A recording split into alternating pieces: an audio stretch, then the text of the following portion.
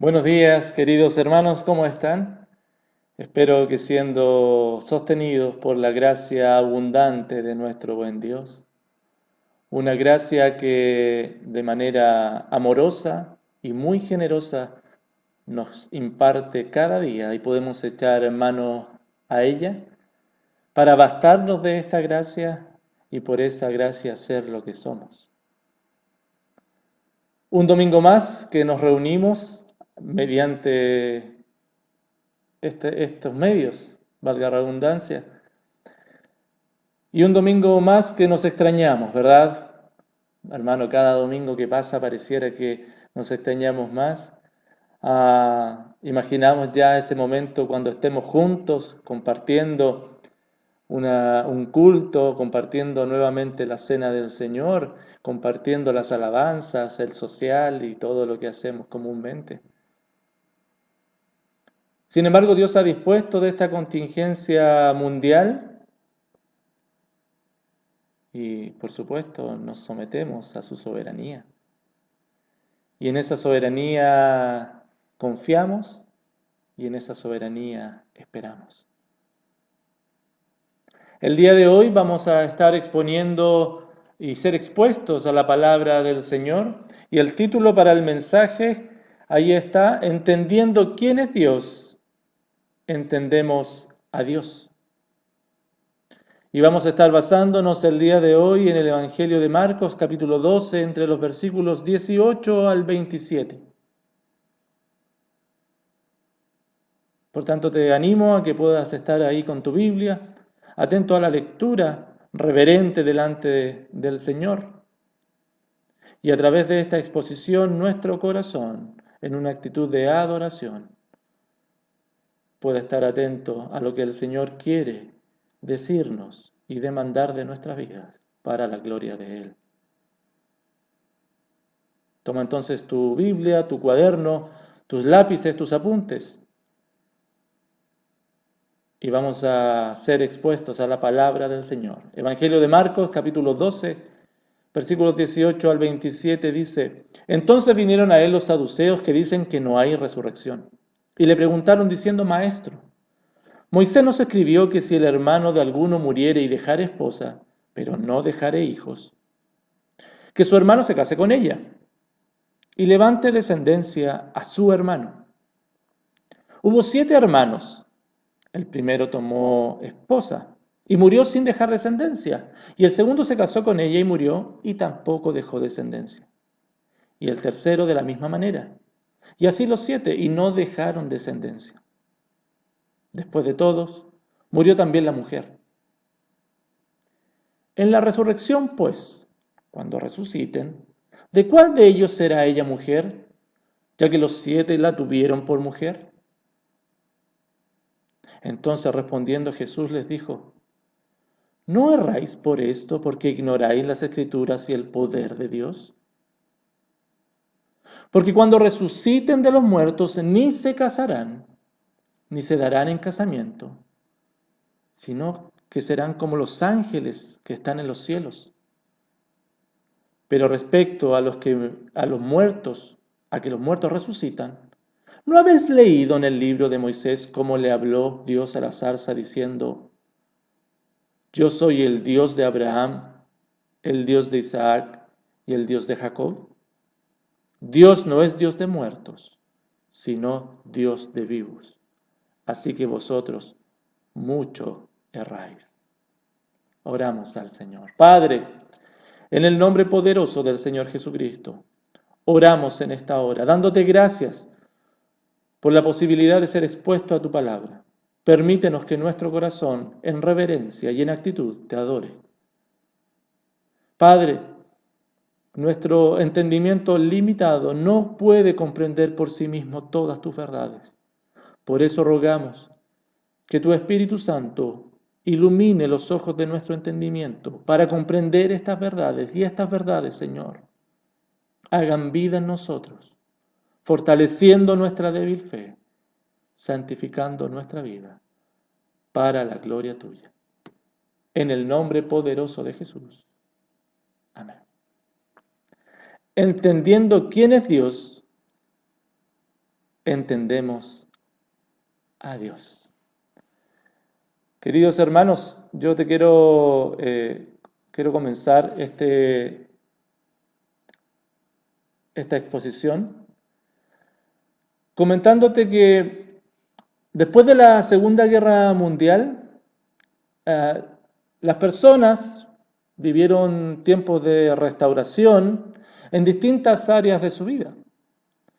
Las naciones tuvieron que ser recompuestas, todas aquellas que estuvieron envueltas en la Segunda Guerra Mundial. Las economías tuvieron que levantarse nuevamente. Las construcciones, las sociedades, etcétera. Fue un tiempo difícil posguerra. Las emociones que habían quedado devastadas de las personas con pánicos, personas con miedo, con traumas, comenzaban así de a poco a salir adelante, bueno, de alguna manera. Y dentro de eso el arte no estuvo ajeno y desde su función trató de graficar las penurias y las miserias humanas. Y es así como nace una rama del arte que es llamado el teatro de lo absurdo. El teatro de lo absurdo trata los temas que tienen que ver con un hombre que está perdido en el mundo, en el que no encuentra su sitio y en el que ve la vida como una tragedia burlesca. Los temas principales en el teatro de lo absurdo son la angustia vital del hombre ante la muerte, la nada, el paso del tiempo, la soledad y la incomunicación. Todo esto expresado de forma dramática, lo que pretende esta forma de teatro es presentar lo absurdo de lo absurdo en su máxima expresión. Por lo tanto, cuando vemos escenas del teatro de lo absurdo, podemos ver, escenas que son muy absurdas, ilógicas, con un alto grado de incoherencia, personajes muy vacíos en ambientes muy extraños.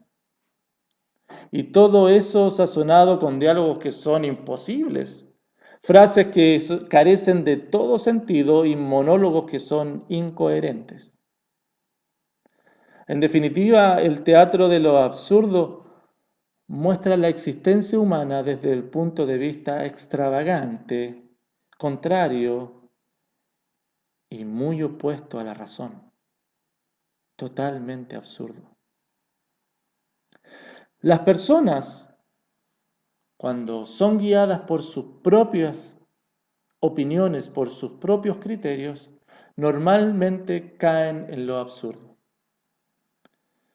Y a pesar de evidencias tan fehacientes,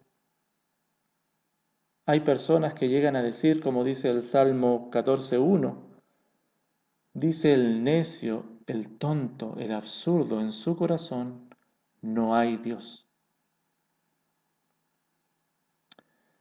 Y hermano, la necedad, esto de vivir de forma absurda, sin sentido, incluso y lamentablemente,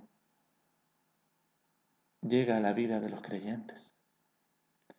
Que muchas veces por inmadurez, que muchas veces por no conocer la verdad de Dios y por no confiar en ella, actúan de forma absurda, de forma sin sentido.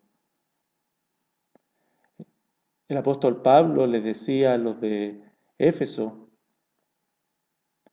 por tanto, no seáis insensatos, sino entendidos de cuál sea la voluntad del Señor.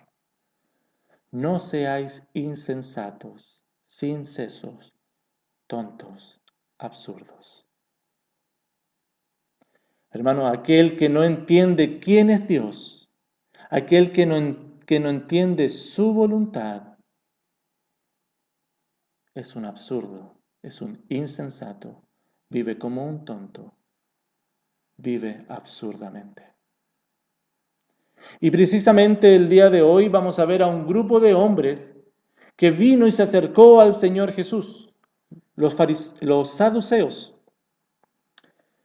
Y ellos, queriendo burlarse del Señor Jesús y evidenciar lo insensato de la enseñanza de Jesús,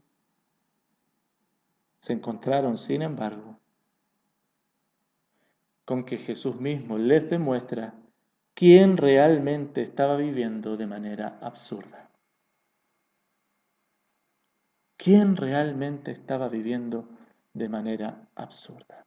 Hermanos, entendiendo quién es Dios, entendemos a Dios. Y yo quiero dejarte el día de hoy con esta proposición, porque cada creyente debe considerar a Dios y su palabra como la fuente única de sabiduría en su vida.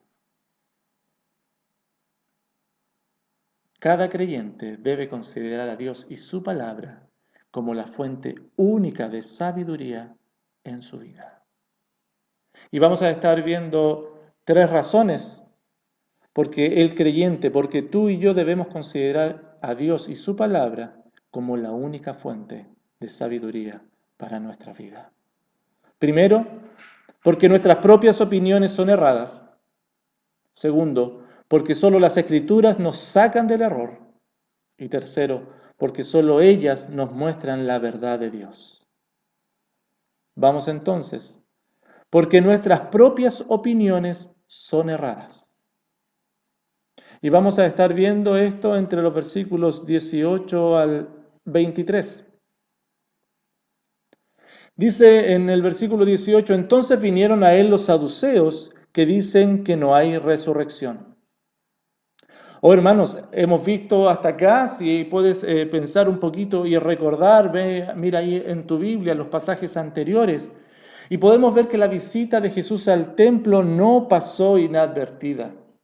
Porque luego del evento de la purificación del templo y que los principales líderes del Sanedrín habían venido a cuestionar su autoridad y que además luego de ellos los fariseos y los herodianos vinieron con una actitud de adulación para hacerle caer en una trampa, ese mismo día martes de su pasión, de su última semana de vida, nos encontramos ahora que es el turno de otro grupo dentro del Sanedrín. El Sanedrín, como lo hemos indicado anteriormente, era la conglomeración, era la coalición de religiosos que velaban por el sistema religioso de la comunidad judía, pero además por el sistema político de la comunidad de Israel. Y estaba conformado por 70 personas entre fariseos, saduceos y escribas. Dentro de ellos estaban los saduceos, que eran los de más renombre. Los saduceos eran los que conformaban la casta de quienes salían los sacerdotes y los sumos sacerdotes. Por lo tanto, los saduceos eran muy importantes. Y a diferencia de los fariseos, quienes habían elaborado un sistema de creencia en base a las escrituras, pero también a la tradición oral de los ancianos, los saduceos por su parte solamente se limitaban y atendían la ley, la Torá, el Pentateuco. Ellos, los saduceos, eran totalmente materialistas en sus creencias. Ellos no creían en la espiritualidad luego o más allá de lo físico. Y entonces para ellos el tema de la resurrección era totalmente absurdo. Y por eso, y con esta intención, es que vinieron a Jesús para dejar en manifiesto y evidenciar lo ridículo, lo absurdo de la creencia de Jesús. Ellos le preguntan acerca de la resurrección y reducen el tema, si te vas a dar cuenta con el ejemplo que dan, a lo más absurdo, a través de una enseñanza que está en el Pentateuco y luego con el ejemplo que dan, tratan de lograr este cometido, ridiculizar al Señor. Sigue diciendo el texto, y le preguntaron diciendo, Maestro, Moisés nos escribió que si el hermano de alguno muriere y dejare esposa, pero no dejare hijos, que su hermano se case con ella y levante descendencia a su hermano.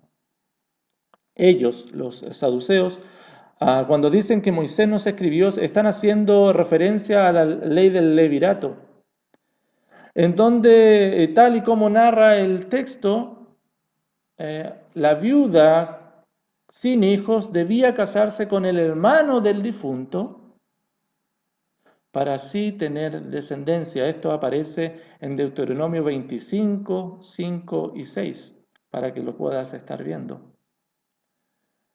Allí establece la ley esta ley. ¿Cuál era el objetivo de esto? Que la mujer que quedase sin descendencia y enviudase se casara inmediatamente con el hermano del difunto. Era por un lado, bueno, que la mujer no tuviese descendencia ya en sí era mal visto en la cultura judía, pero por sobre todas las cosas y principalmente era para cuidar que la descendencia fuese judía y no se mezclase con otras naciones. Así lo dice allí en Deuteronomio 25, 5, que la mujer del muerto no se casara fuera con hombre extraño, su cuñado se llegará a ella. Entonces, para que no se case con hombre extraño, vale decir, de otras naciones, y la pureza de ser judío se mezclase con otras naciones, entonces estaba esta ley. Ahora bien, los saduceos ponen una historia de 7 hermanos y que de ninguno la mujer tuvo descendencia, todos murieron y finalmente ella muere también. Y le preguntan en la resurrección, cuando resuciten, ¿de cuál de ellos será ella mujer, ya que los 7 la tuvieron por mujer? Si bien es cierto, esta historia que ellos están contando no aparece en las escrituras propiamente tal, es muy probable que lo hayan adaptado de algún otro lugar. El libro apócrifo de Tobías, por ejemplo, habla acerca de una historia muy similar. Y muy posible que los saduceos la hayan llevado para tentar a Jesús, llevando a lo absurdo lo que este tema de la resurrección podía y significaba para ellos. Porque es una historia que está exagerada en todo aspecto y exagera al punto que ellos querían llegar para que así no hubiese ninguna duda de todos los que estaban escuchando. Lo absurdo de que haya resurrección para ellos podía quedar graficado en esto, en casos como estos que podrían no tener solución en la resurrección. Claro, porque ¿de quién sería la mujer o de quién sería esposa esta mujer en la resurrección si había tenido tantos esposos en la vida? Y estos religiosos se acercaron al Señor con esta idea preconcebida. Ellos venían asumiendo que su propio juicio era el correcto y por lo tanto el del otro, el del Señor, era absurdo. Hermanos, la arrogancia de los religiosos, como ya lo hemos visto anteriormente con los grupos que ya se han acercado al Señor Jesús, la soberbia, una vez más, es característica de los religiosos que se acercan al Señor Jesús. Hermano, nosotros los creyentes podemos venir al Señor con predisposición y propias ideas. Estas ideas que pueden llevar a cuestionar al Señor, tentándole, e incluso como el corazón de estos religiosos venía a ridiculizar la enseñanza del Señor Jesús. Porque ellos venían con arrogancia, nosotros también muchas veces con ideas preconcebidas, con nuestras propias predisposiciones, con nuestros propios juicios, con soberbia, desde nuestro corazón, podemos venir delante del Señor. Hermanos, por lo tanto, es necesario estar constantemente pensando si las ideas que tenemos nosotros respecto de la vida son nuestras ideas, son nuestras opiniones o son del Señor. ¿Son bíblicas? ¿De dónde nace aquello que tú crees? ¿De dónde nace aquello que te hace vivir de la forma que estás viviendo? ¿Son tus ideas o son las ideas de Dios? Hermanos, tenemos que estar conscientes cómo estamos enfrentando la vida, si realmente es nuestra propia opinión, es nuestro propio parecer que nos lleva a tomar decisiones basadas en nuestras creencias o son los principios bíblicos, si es Dios a quien estamos acudiendo. Por eso me encanta cómo Proverbios lo plantea Salomón de esta forma en el capítulo 3, entre los versículos 5 al 8, dice unas verdades que para nosotros deben ser continuamente luz y esperanza y estar presentes. Fíate de Jehová de todo tu corazón y no te apoyes en tu propia prudencia. Reconócelo en todos tus caminos y Él enderezará tus veredas. No seas sabio en tu propia opinión. Teme a Jehová y apártate del mal, porque será medicina a tu cuerpo y refrigerio a tus huesos. El apóstol Pablo le decía a los de Corintios capítulo 3 versículo 19, 1 Corintios 3, 19, porque la sabiduría de este mundo es insensatez para con Dios. Pues escrito está, Él prende a los sabios en la astucia de ellos. Y otra vez, el Señor conoce los pensamientos de los sabios, que son vanos. ¿Cuáles son las ideas que nos llevan a estar delante del Señor? ¿Cómo nos estamos conduciendo en esta vida? Las circunstancias que nos vienen cuando tomamos decisiones, ¿son nuestras ideas o son las del Señor? Eclesiastés 7:16 al 18, mira lo que nos dice. No seas demasiado justo, no seas sabio con exceso. ¿Por qué habrás de destruirte? No hagas mucho mal, ni seas insensato. ¿Por qué habrás de morir antes de tu tiempo? Bueno es que tomes esto y también de aquello no apartes tu mano, porque aquel que a Dios teme saldrá bien en todo. Hermanos, cada creyente debe considerar a Dios y su palabra como la fuente única de la sabiduría en su vida. Primero que todo, porque nuestras propias opiniones son erradas. Pero además de esto, porque las Escrituras nos sacan del error. Cuando los saduceos vinieron y muy irónicamente trataron de le preguntaron de quién iba a ser esta mujer si es que hay resurrección, el Señor le responde y le dice, ¿no erráis por esto porque ignoráis las Escrituras y el poder de Dios?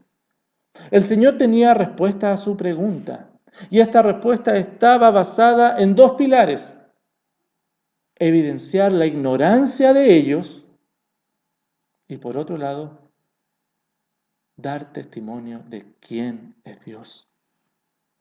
Sorprendentemente, los religiosos estaban siendo expuestos a aquello que debían ser expertos, el conocimiento de la Escritura. Si los saduceos algo tenían y debían tener, es que eran expertos en el Pentateuco, eran expertos en la ley, y el Señor les dice, ustedes ignoran las Escrituras. Su declaración, la de los fariseos entonces, de los saduceos, perdón, no venía desde la ley, no venía desde la Torá, sino que venía de sus propios pensamientos, de sus propias tradiciones y de su propia opinión. Ellos venían, como vimos delante, con una idea preconcebida que se alejaba de las Escrituras. Paradójicamente, estos maestros de la ley no sabían las Escrituras. Oye, hermano, es como si un panadero profesional no conociera las recetas de su pan, o un mecánico profesional no conociera el funcionamiento de su máquina que tiene ahí enfrente. Ellos estaban allí dando opiniones sin conocer las Escrituras. ¡Qué patético! Hermanos, ignorar las Escrituras es por lejos una de las más grandes problemáticas que el creyente tiene. Porque esto, el ignorar las Escrituras, lleva al creyente, nos lleva a movernos por la vida en cada una de las áreas de esta, dando opiniones y teniendo certezas que realmente no lo son. Hermanos, la palabra de Dios es la verdad y no conocer las Escrituras, entonces es vivir en una mentira. Porque damos respuesta a las situaciones desde referentes que no son válidos y lejos de la verdad revelada de Dios. ¿Cuál es tu relación, querido, entonces con las Escrituras? Hoy día, ¿las conoces? ¿Cómo te estás moviendo por la vida? Hermanos, si no conocemos, si tú no conoces las Escrituras, si ellas no gobiernan tus decisiones, ¿qué está gobernando tus decisiones? Quizás las condicionantes sociales, porque estamos en una sociedad que va imponiéndonos cosas, nos va exigiendo respuestas. Quizás eso está influyendo en ti para tomar las decisiones. Quizás la influencia que algunas personas tienen sobre nosotros nos lleva a responder de acuerdo a lo que escuchamos. Quizás nuestro propio parecer, nuestra propia opinión, nuestras corazonadas, nuestras tincadas, nuestro conocimiento. Hermanos, conocer las Escrituras es conocer a Dios y su voluntad. Los creyentes damos respuesta a todas las áreas de nuestra vida desde la sabiduría que las Escrituras nos entregan. Y además eso es lo que enseñamos a los demás, sacándonos mutuamente del error. Hermanos, estamos en medio de una pandemia mundial. ¿Cómo estás respondiendo a ella? ¿A través de los principios bíblicos? ¿O a través de tus emociones, de tus razonamientos? ¿Estás con complicaciones económicas en tu vida? ¿Cómo respondes a ella? ¿Con aflicción? ¿Con angustia?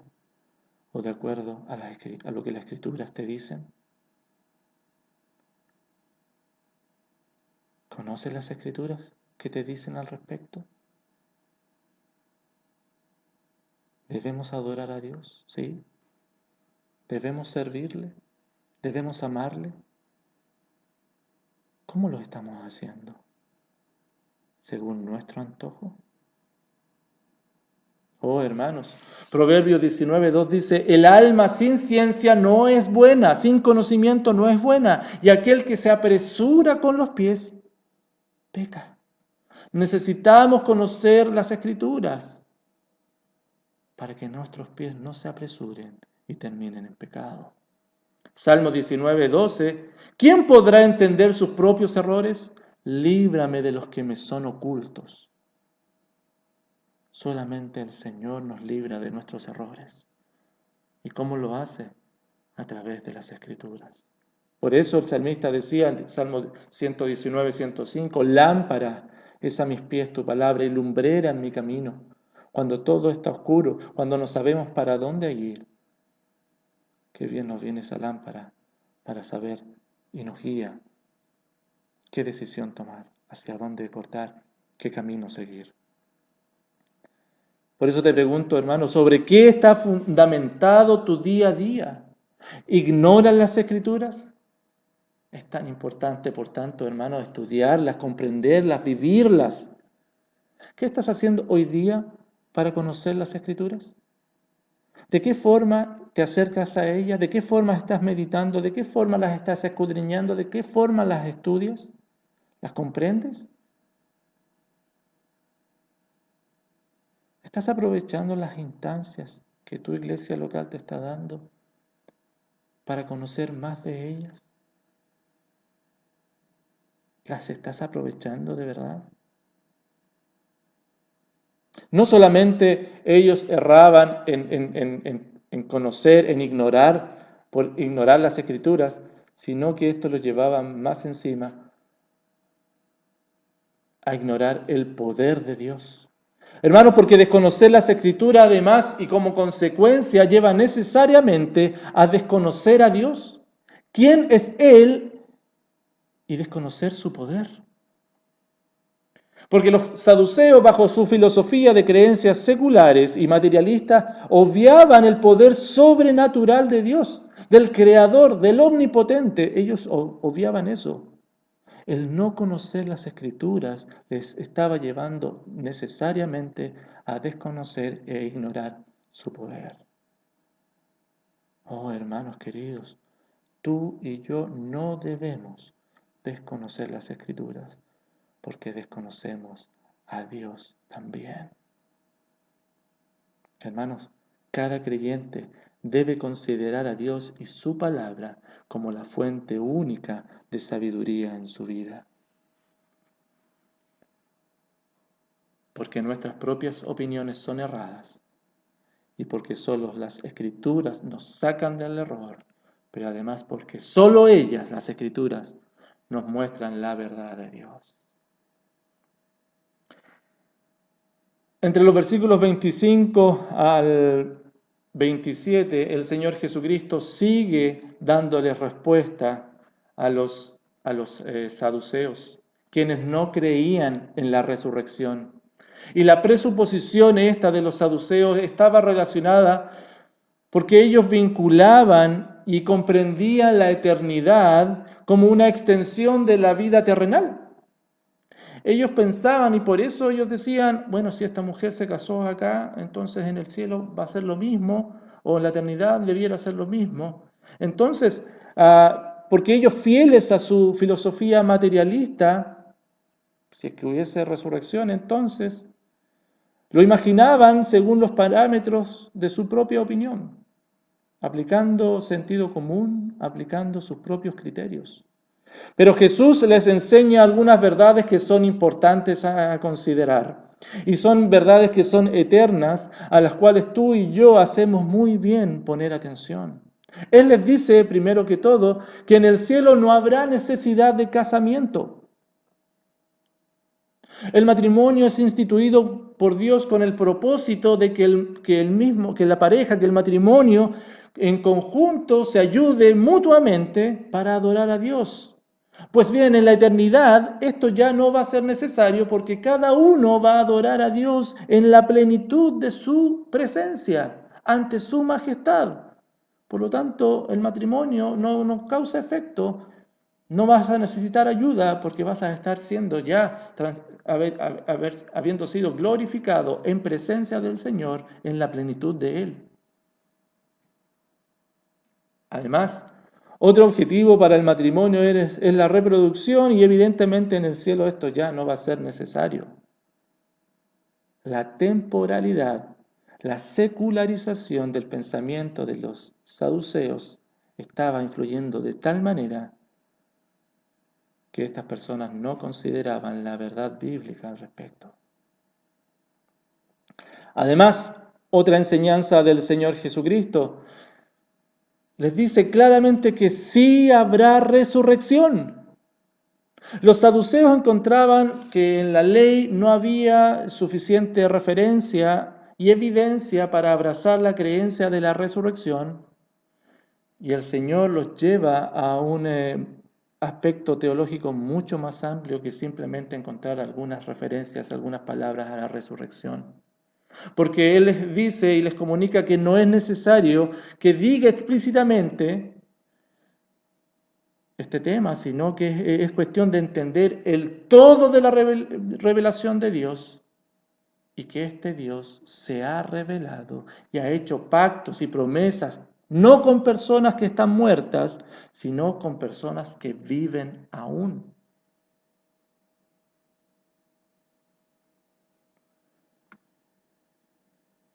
Por eso lo lleva al pasaje de la zarza de Moisés, cuando Dios le habló a Moisés, y les nombra y dice, yo soy el Dios de Abraham, el Dios de Isaac y el Dios de Jacob.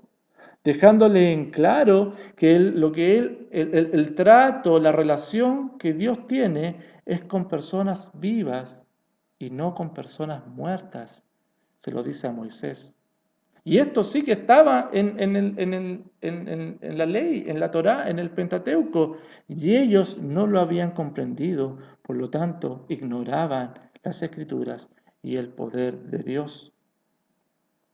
Recordemos, hermanos, que los saduceos creían que luego de la muerte venía el Seol y que era un lugar de tormento o también el lugar de paz o de descanso allí en el seno de Abraham, como la historia de rico y Lázaro lo cuenta, ¿verdad? De todos modos, y seamos claros en esto, debemos reconocer que el Antiguo Testamento da luces y habla acerca con clara referencia de la resurrección de manera explícita. En Isaías 25:19 dice, tus muertos vivirán, sus cadáveres resucitarán. Despertad y cantad, moradores del polvo, porque tu rocío es cual rocío de hortalizas, y la tierra dará sus muertos. Daniel 12:2 también nos habla esto y dice, y muchos de los que duermen en el polvo de la tierra serán despertados, unos para vida eterna y otros para vergüenza y confusión perpetua. Vemos distintos salmos también que hacen referencia de la vida después de la muerte. Aún así, Jesús lleva a los religiosos a un episodio muy conocido, como lo estuvimos narrando, en este lugar donde Moisés, en aquella zarza que ardía y no se consumía, les dice, yo soy Dios de vivos, no de muertos. Y ellos, en su ignorancia, no lo habían notado. El secularismo, hermano, el materialismo, estaba privando a estos hombres de las verdades profundas de Dios. Cegados en sus propias opiniones, en sus tradiciones, en el día a día ignoraban esta verdad fundamental, llena de esperanza. Hay resurrección. Hermanos, lamentablemente los creyentes podemos estar cayendo hoy en día en secularismo, en ignorancia, que nos privan de las verdades bíblicas, de las verdades de Dios a través de su palabra. Una de esas verdades, y tenemos que asirla en nuestra vida, es que hay resurrección, que hay esperanza de una eternidad con Dios. Pero esto pareciera o puede parecer estar lejos de nosotros. Y las referencias de la vida después de la muerte en el Nuevo Testamento ya para la iglesia son amplias. Por lo tanto, debiéramos poner atención a ellas y vivir en pos de ellas y no tanto en el ahora. Hermano, ¿conoces y consideras las verdades bíblicas en tu vida? Los saduceos la ignoraban y estaban viviendo en un secularismo. ¿De qué forma ahora el día a día te lleva a desconocer la eternidad, estas verdades eternas del Señor?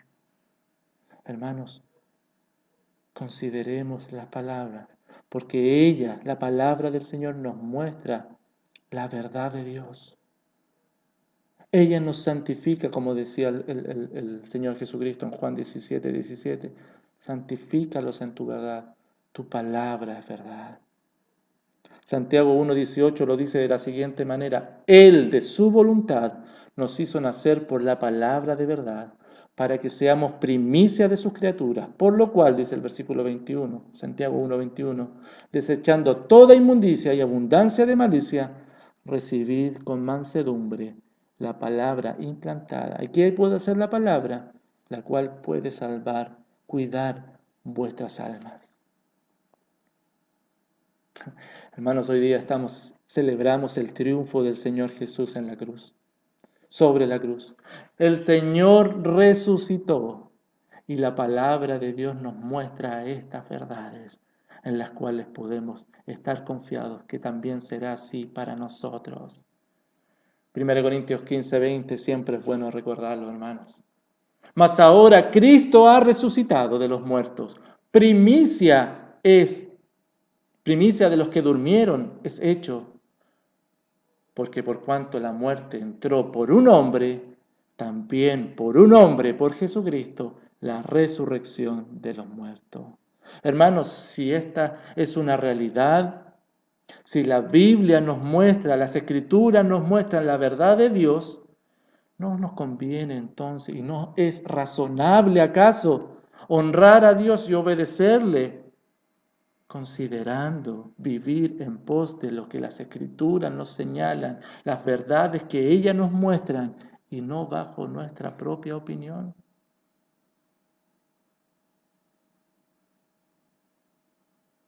Pablo se lo decía a Timoteo, 2 Timoteo 2:15, procura con diligencia presentarte a Dios aprobado como obrero que no tiene de qué avergonzarse, que usa bien la palabra de verdad.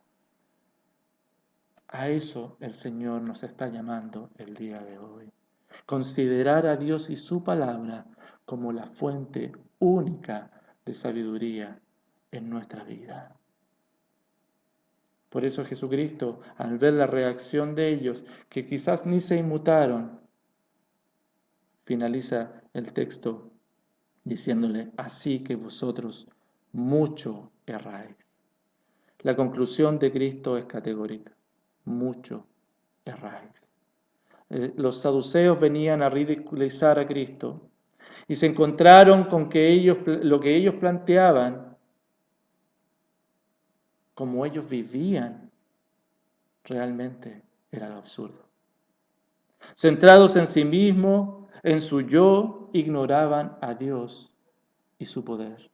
Ignoraban el plan de Dios, ignoraban las verdades de Dios, ignoraban a aquel que podría dar sentido a toda su vida. ¿Qué tipo de vida crees tú que estás llevando? ¿Una vida sabia o una vida absurda? Hermanos, cada creyente debe considerar a Dios y su palabra como la fuente única de sabiduría en su vida. Porque nuestras propias opiniones son erradas, porque solo las Escrituras nos sacan del error, porque solo ellas nos muestran la verdad de Dios. Oramos al Señor. Padre, en el nombre poderoso del Señor Jesucristo, te damos gracias por la exposición de tu palabra. Permítenos, Señor,